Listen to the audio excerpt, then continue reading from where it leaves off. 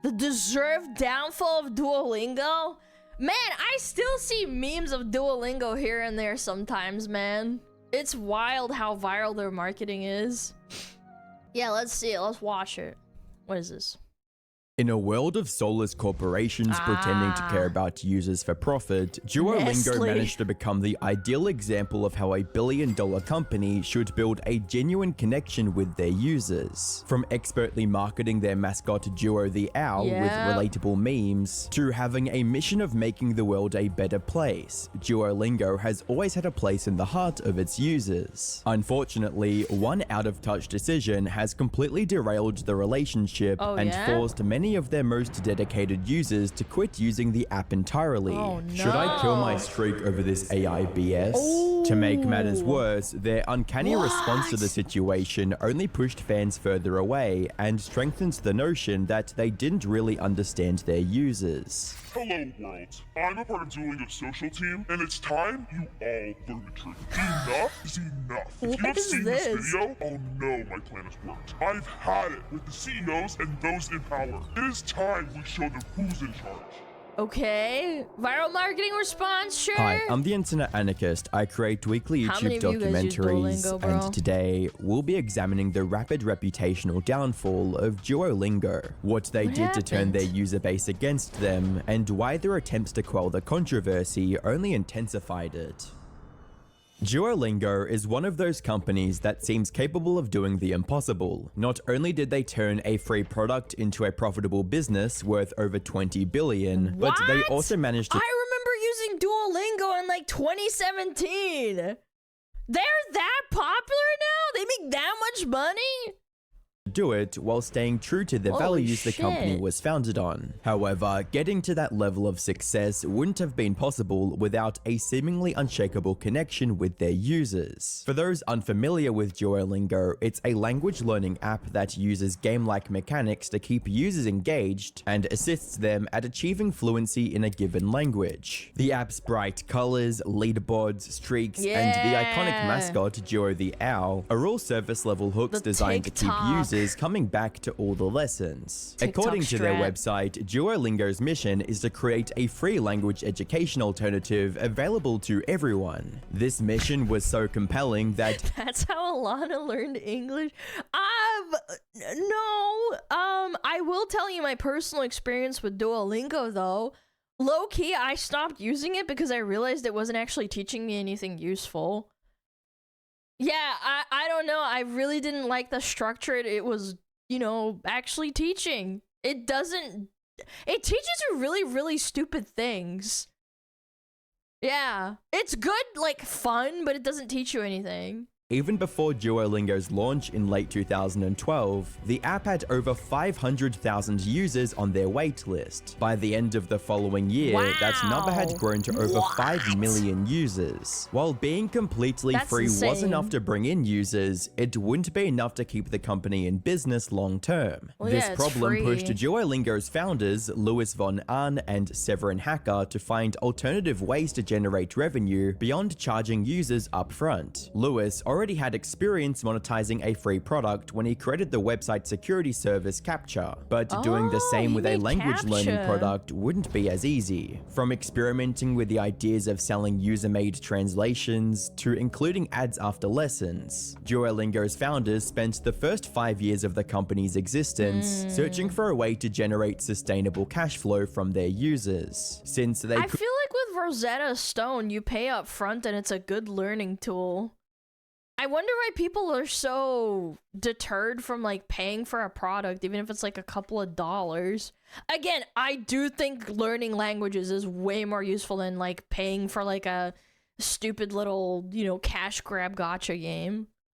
To monetize Duolingo right away, the developers focused exclusively on improving the user experience and quality of lessons to maximize the time users spent engaging with the app.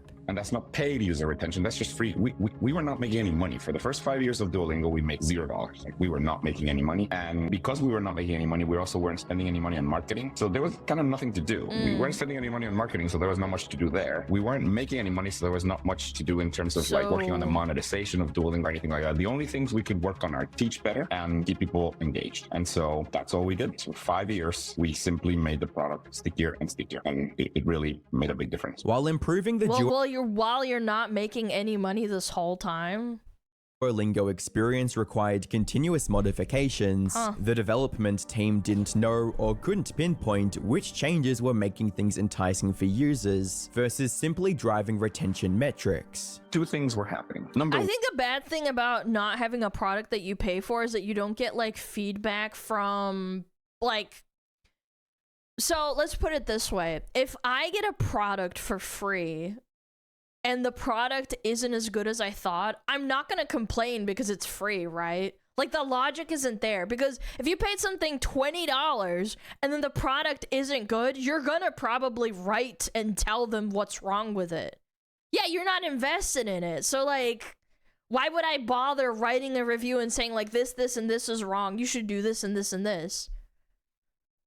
One, we would add the screen and we couldn't tell if the thing was better or not, because we would see that the metrics were like either kind of flat, but if they were flat, we always found an explanation like, oh, it's because this week is Thanksgiving or whatever it is, and that's why. Normally we would have gone down, but because we added the screen, we didn't go down or something like that. Like, whatever, just couldn't tell if things were actually helping or not. And in addition to that, we couldn't tell which idea was good and which wasn't, because we're like, well, if we couldn't tell if that was a good thing or not, we, I don't know, was that a good idea or not? And so at some point it occurred to us, you know what, we should actually run one A/B test and figure out if that thing was actually good. I remember we ran a test. If you get something for free, you're not going to really complain about it, even if it's bad.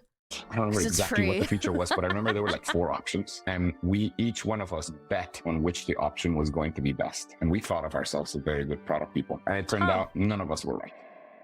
From then on, changes to Duolingo were almost exclusively done through rigorous testing paired with user feedback. This feedback loop of testing features to identify and modify user metrics eventually gave rise to some of Duolingo's gamified components like XP, hearts, and leaderboards. The most important feature to come out of this testing cycle was the streak system. Every day users complete their lessons. This was popular too because of Snapchat. Back in the day, Snapchat streaks were a big thing.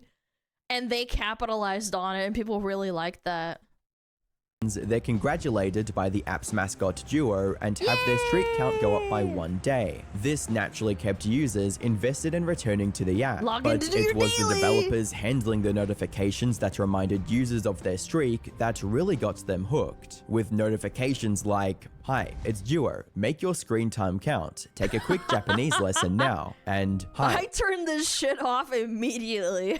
I miss you. Do you want to practice your Spanish today?" Like a friend or tutor trying to get you to study more, Duo the Owl built an emotional connection with users and gently nudged users to return to the app. However, these notifications weren't sent out randomly or in perpetuity. If users didn't respond, they'd receive this borderline guilt-tripping message from Duo. "These reminders don't seem to be working. We'll stop sending them for now." A passive-aggressive green owl girlfriend. This choice to respect their users proved highly effective in bringing them back to the app. We've always stopped sending notifications. I got those. Yep, I did too. That's when I turned it off. I was like, fuck you. We stopped after it used to be about 5 days. We're like, okay, after 5 days, whatever, you've given up. We're not going to spam you forever. And it occurred to me, you know what? If we're going to stop, we may as well tell people that we're stopping. Why not? So the last notification on the 5th day that we started sending was, "These reminders don't seem to be working. We're going to stop sending them for now," or something to that effect. It turned out that really got people to come back because they, it's this passive aggressive thing that they felt bad that Duolingo was giving up on them. And that is the first glimmer of personality that was just like, oh, this owl really wants me to do that, and he's got to be passive aggressive. And I think that's kind of what gave rise to a lot of the memes. Clever. But I mean, we didn't. And so the personality of the owl has really evolved over time, and it's been kind of co-created by a lot of different Duolingo employees, but also by the community. Around the same time users were receiving these emotionally charged notifications, the meme of Duo the Owl being an evil owl who resorted to any method necessary to get users to continue their lessons began to take... Intruder alert, Bragdor! Yeah, I started seeing these and I thought it was very funny. I got a shape Ring doorbell online. too. And I Even thought it the was social funny. media team behind Duolingo began feeding into the meme with ominous Twitter posts. Yep. The fanfare around Duo's antics transformed the streak system from an obligation to a badge of honor that saw users maintain their streaks for years. Wow, As that's the 3 infamy years, of bro. That's Duolingo crazy. streaks increased, so did the number of active users, growing from a few million to tens of millions of users. To make it easier for Devils users leave to the keep their streak raid. and What up? generate some revenue, How's it the going? developers introduced streak freezers that could be purchased with the app's premium currency. Oh, This yeah, ultimately I gave remember the this Duolingo too. developers the breathing room to add to the Duolingo Plus subscription, which gave users infinite lives to answer the questions without worrying about mistakes and an extra streak freeze every month. Acting and adjusting their product based on user feedback allowed Duolingo's developers to effectively leverage their mascot to retain existing user engagement while drawing in fresh users. However, they had only scratched the surface of Duo's marketing potential and were about to discover just how impactful their little green friend was on fans. Between 2020 and 2021, management at Duolingo decided to pay more attention to marketing and public relations by advertising their product on social media platforms like TikTok and I can already see where this is going. They started investing way too much into marketing and not enough into the actual app, and it started flipping. And that's probably where their downfall is. Again, I haven't kept up with Duolingo at all. I just know that there was like some drama about the Duolingo bird dying or something, and that was it.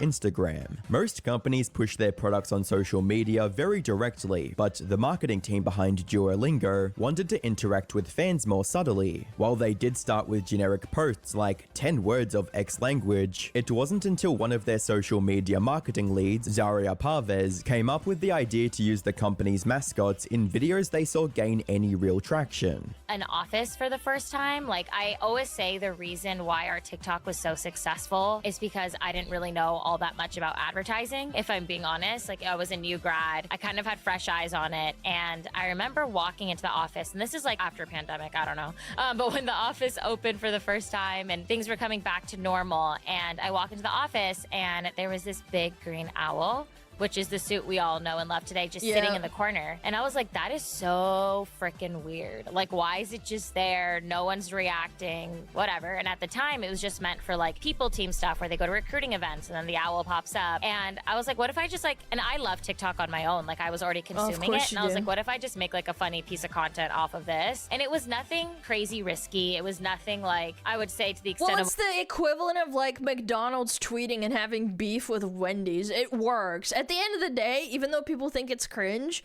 it does work. what you may see Duo's TikTok do today, but it was just different. It was unexpected and no brand was doing it yet. And I think that was kind of our insight in. It was like these small human moments that I think has made our TikTok kind of blow up. Zaria already had experience with what made viral content on TikTok and did her best to integrate that Normies with love Duo's this stuff, so it pre-existing makes meme sense. status online. With every viral post, interest in Duo, and by extension Duolingo, increased exponentially. They built lore around this stupid bird. Oh, I got muted. Fuck! It's not me, chat. It probably got... Why is it twerking? Hello? This is even more weird without the music. I'm not gonna lie. Was only multiplied by the fact that people were stuck indoors during the Oh, yeah, this was pandemic during and COVID desperately too, needed yeah. something both engaging and I productive remember a lot of people in my guild in Classic at Duolingo for some reason. I thought that was quite fascinating. to pass the time. By the end of 2021, the Duolingo TikTok page had garnered 100 million views and over 1 million followers. This strategy of focusing on entertaining viewers first and then getting them to learn second would truly set Duolingo apart on social media. That's what we're learning, is that like people don't come to social to learn a language, and very few people actually care about our app when they're on social media. And I think like if we're lucky, people will be like complaining about how they got a C- in Spanish and how much they hate language learning. Maybe they'll insult our app, or they'll just confuse us with like It also puts people's like... It's kind of like if I stopped posting on YouTube, I think less and less people would come to my stream. Obviously, there's people that still come to stream, maybe they don't watch my videos, but I do think the correlation of like being active on social media and putting yourself out there constantly helps a lot with like people remembering your product. That's why Duolingo at the end of the day got really, really popular, I think.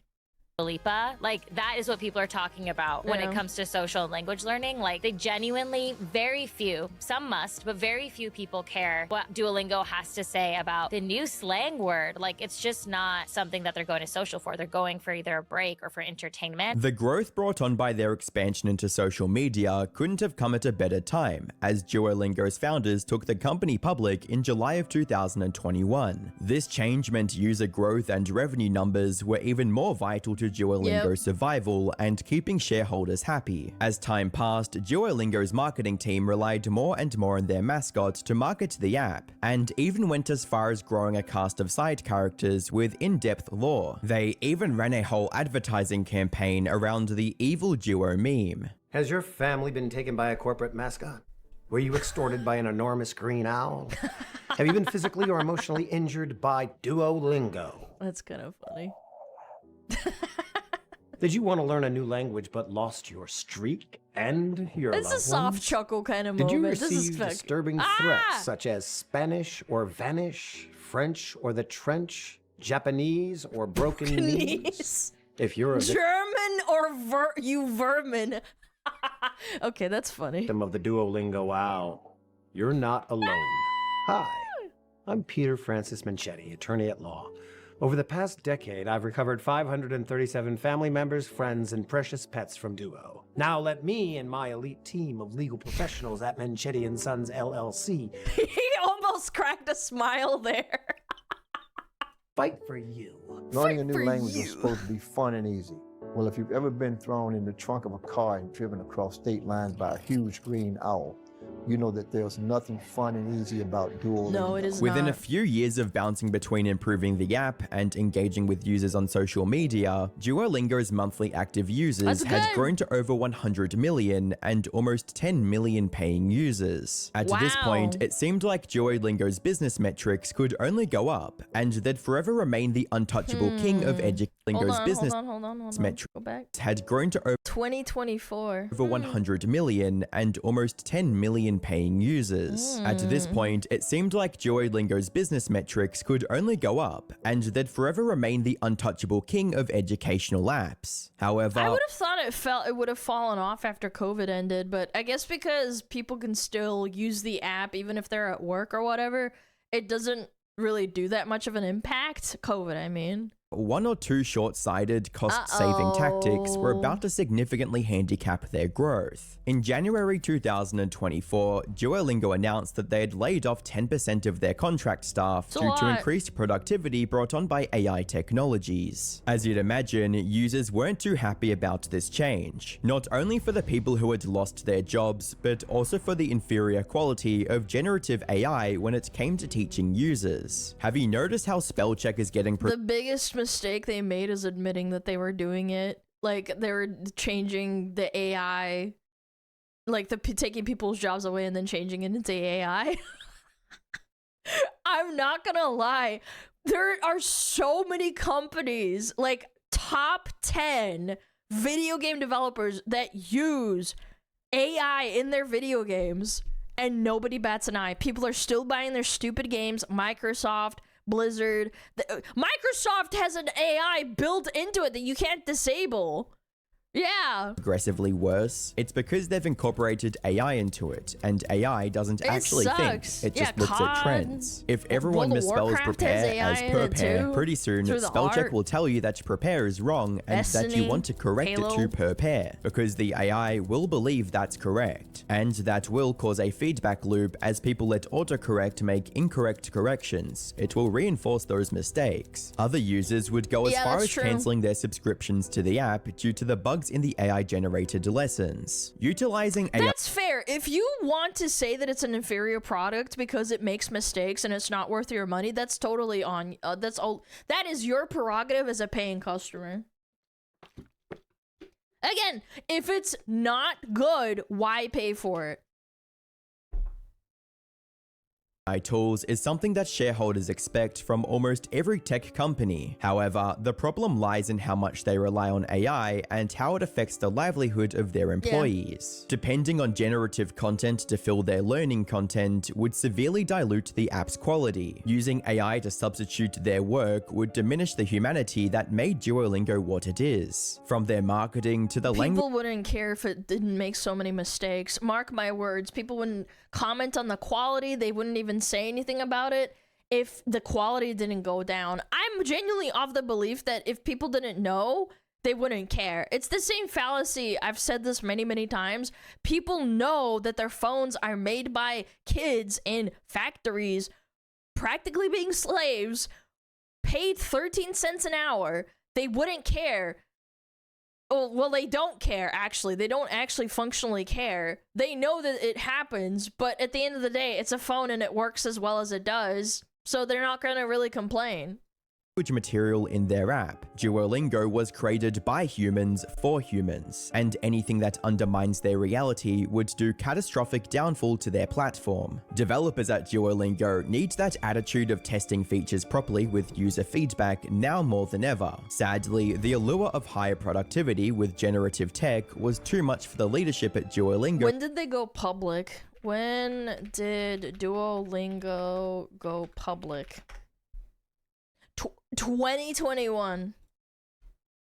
Yeah, that makes a lot of sense. 2 years after they popped off. Yeah. To ignore, as they fully jumped on the AI hype train and steamrolled their reputation. Yeah. Around late April 2025, Duolingo CEO shared an email announcing the company's new direction as, quote, an AI-first company, and framed— Shouldn't have done that, bro. Shouldn't have done that.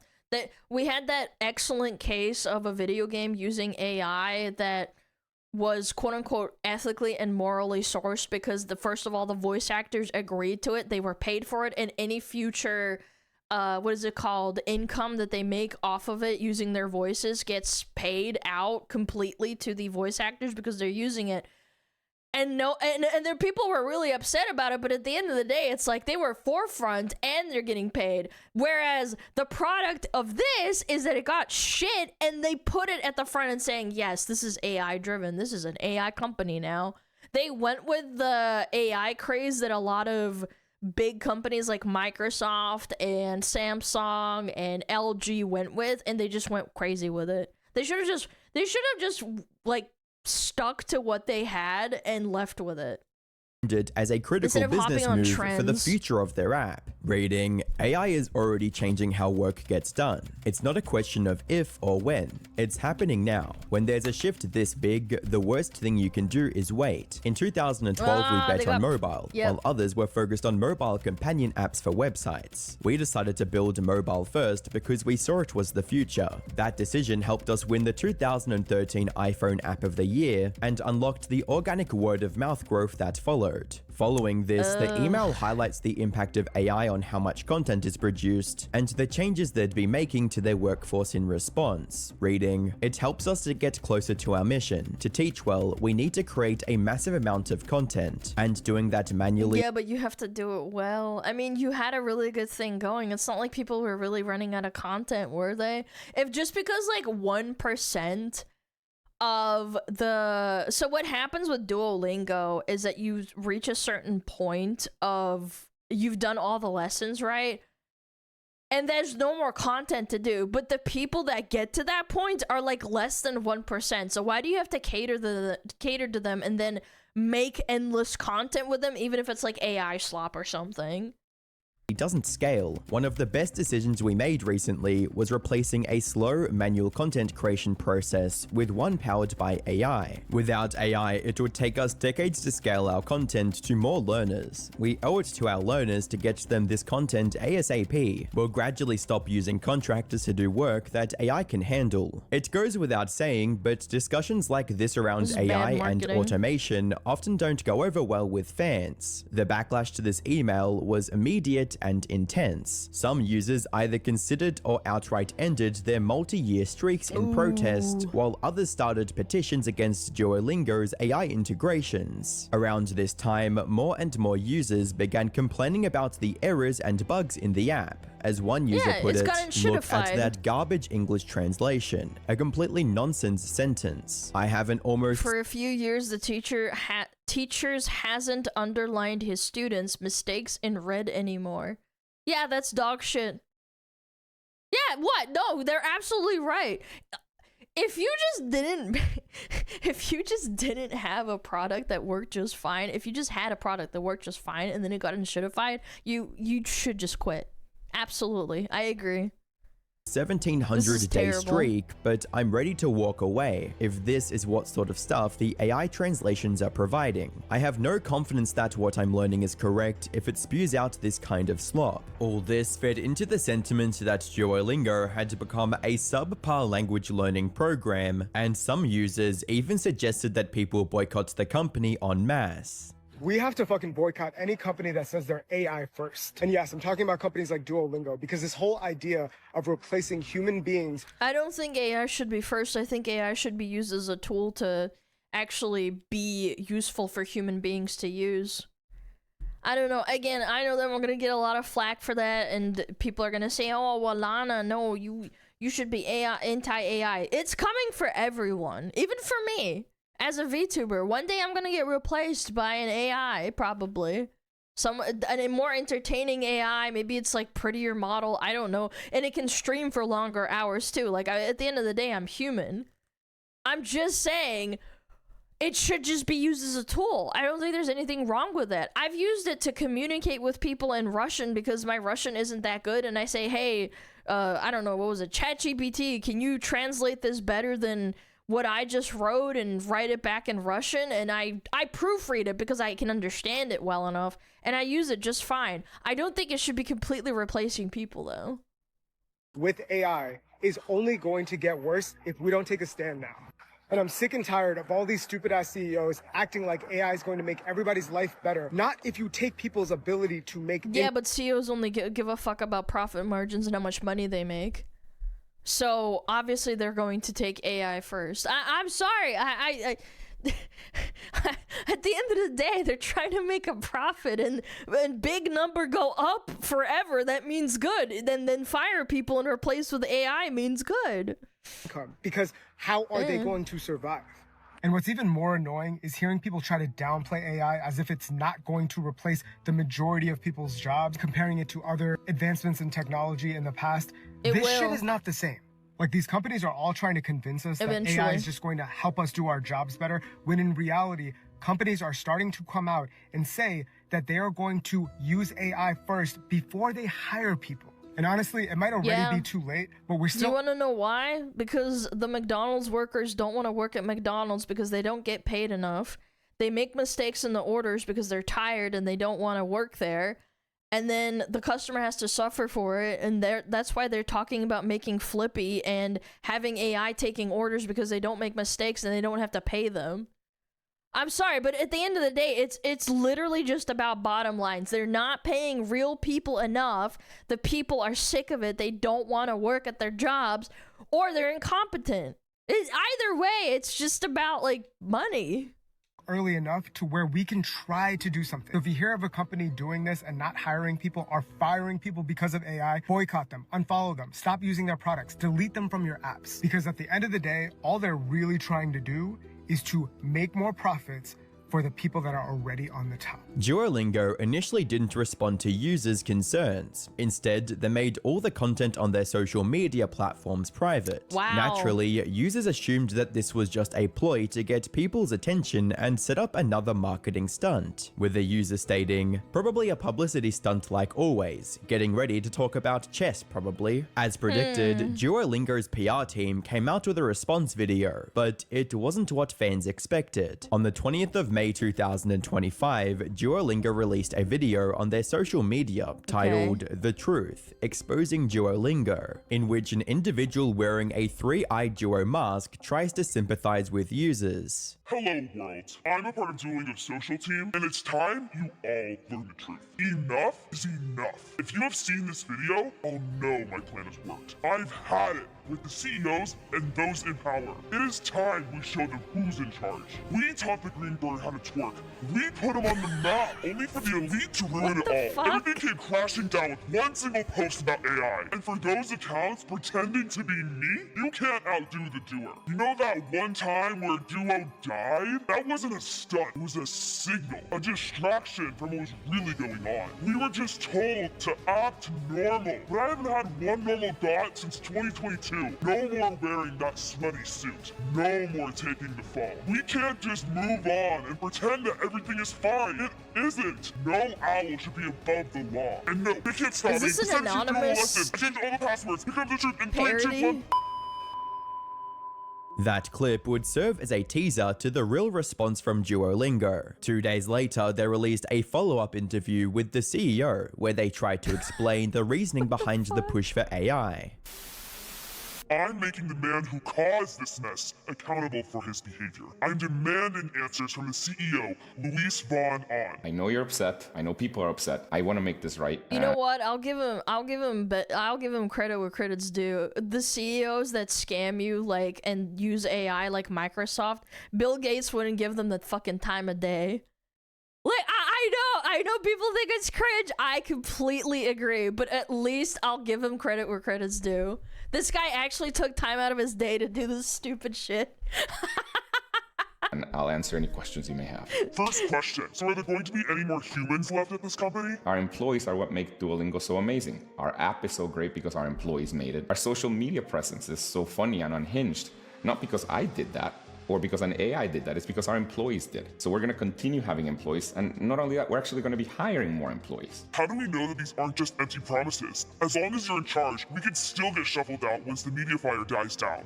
And we all know that in terms of automation, CEOs should be the first to go. AI is a fundamental shift. It's He's going to got a change how point. we all do work, including me. Greenbird is And right. honestly, I don't really know what's going to happen, but I want us as a company to have our workforce prepared by really knowing how to use AI so that we can be more efficient with it. When the topic of human communication requiring real teachers came up, Lewis focused on the quantity of AI output rather than the sacrifices in quality. Learning a foreign language is literally about human connection. How is that even possible with AI first? Yes, language is about human Well, I mean, to be fair, it's just an app. connection, and it's about people. And this is the thing about AI. AI will allow us to reach more people and to teach more people. I mean, for example, it took us about 10 years to develop the first 100 courses on Duolingo, and now in under a year, with the help of AI and of course with humans reviewing all the work, we were able to... Yeah, but there was a screenshot of it being completely incorrect. release another 100 courses in less than a year. So do you regret posting this memo on LinkedIn? Honestly, I think I messed up sending that email. What we're trying to do is empower our own employees to be Yeah, able to what achieve review more quality? and be able to This is what I have mean, way man. more content to teach better, and reach more people, all with the help of AI. I guess you could have your TikTok back for now. And what about our Instagram? I'll consider it, and you can keep your LinkedIn. That shit's problematic. You can take this PR stunt one of two ways. I don't know. Either you believe Lewis and Duolingo's statements when it comes to AI, or you can view this as a means of sidestepping the drama by playing into it. Either way, fans were unwilling to forget what happened and started spreading this message on Duolingo's recent TikTok. With I wish people would do this for like the slop that Microsoft and like Samsung and all the other companies did, man. I wish we could take a stance against like bad AI slop that's crap and it's obviously a bad product that's overpriced. Comments reading, "Everyone listen up. Starting from today, we're gonna start ignoring Duolingo. We will not like the video, it posts or view it. Basically, we will ignore Duo. On everybody's soul, we But you're ignoring Duo. commenting- Copy But these people are so dumb. Copy this and share this to every Duo related video. You realize that you're helping the algorithm and having more people see it, right? You dumbass. this and share this to every Duo-related video. Many users even became suspicious of Duolingo's recent social media posts and began labeling them as being made with AI. While the company's social Wait, did I just... social media posts and began But this is AI. What? This is clearly AI. and labeling them as being made with AI. While the company's social media side wasn't responsible for the AI business direction, they would have to deal with its fallout. All the questions, outrage, and backlash would be directed at that specific side of the company, and any issues forwarded to the other departments would be mostly ignored. The only damage this controversy did to the company as a whole was with a dip in their stock price. However, looking at the stock's growth in the months prior, and it seems that dip is only a small loss to the shareholders. Yeah, it's like a normal Considering dip. Duolingo's history of testing and modifying features, it's only a matter of time before they iron out most of the recent technical bugs. If they really made a terrible product, I think people would have noticed it a lot more. I just feel like people do notice things really, really quickly in terms of like, you know, mistranslations or like terrible user interfaces developed by AI, which has happened in the past before, and like bad story writing or whatnot. I mean, this isn't really relevant to like a language learning thing, but still. However, the same can't be said for the recent AI components. Mistranslations and unnatural dialogue are AI's most significant weaknesses on the app. If the development team relies too much on generated translations, then the overall quality and effectiveness of the app will suffer. Couple this with the growing negative sentiments towards their social media platforms, and it appears as though users might start looking for a different app to continue their language learning journey. In a way, Duo the Owl collectively embodies all of Duolingo's employees and their trust with users. Once the thought of AI replacing said employees came into the picture, it felt as if parts of Duo were being replaced with something artificial for profit. Not just that, just but like the every other hardworking company. individuals behind Duolingo could be put out of work. Right now, the decision makers at Duolingo are stuck between two difficult choices. One, scale back the AI features to reduce backlash and to rebuild confidence in their product. Or two, continue pushing for more AI features. You already have the perception, even if they genuinely did dial it back, it wouldn't make a difference to the people that have already made up their mind. Plus, there's a lot of people that are anti-AI that don't even use their app. Like, realistically, the graph that they showed actually might have been just Twitter outrage. You know, like this dip right here? It might have just been nothing. Like, a lot of people just complaining for the sake of complaining, because like there's a lot of like, oh, AI bad, and then you get like 15,000 likes on Twitter. Yeah, you never know. AI features to reduce backlash and to rebuild If it didn't make confidence that in much their of a product. difference, it probably Or two, didn't really continue bother pushing people. for more AI features and risk alienating their users. Regardless of what option they choose, we can only hope they don't kill Duolingo for real this time. Like what happened with the impossible downfall of Top Gear. Click the video on screen to find out why. I completely forgot about Top Gear. My brother used to watch that a lot, and it fell off really hard. Fire, fire,